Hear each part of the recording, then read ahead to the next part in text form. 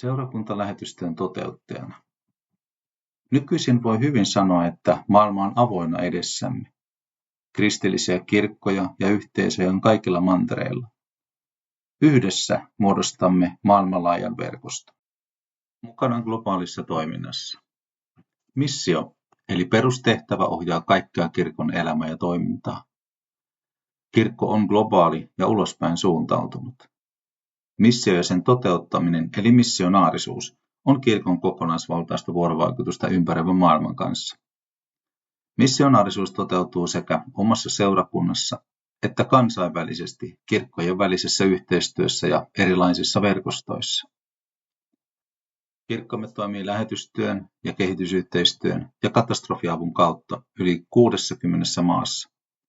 Työstä ulkomailla vastaavat kirkon kanssa sopimuksen tehneet järjestöt, jotka käyttivät vuonna 2023 kansainväliseen työhön runsaat 100 miljoonaa euroa. Tämän maailmanlaajan yhteyden takia jonkun tai joidenkin seurakunnassa tulisi suunnitella ja kehittää seurakunnan lähetystyötä ja kansainvälistä diakoniaa yhdessä muiden työntekijöiden ja luottamushenkilöiden kanssa. Osallistun seurakunnan kasvatus- ja opetustyön suunnitteluun kansainvälisen vastuun osalta.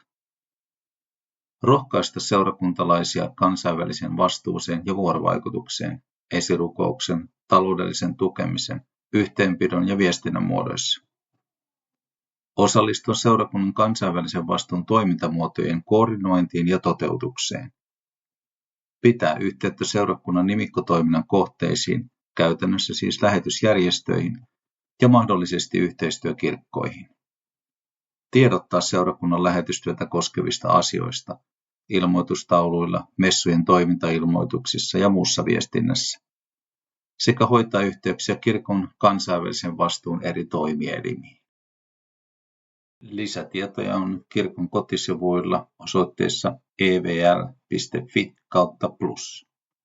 Kiitos kun olet mukana.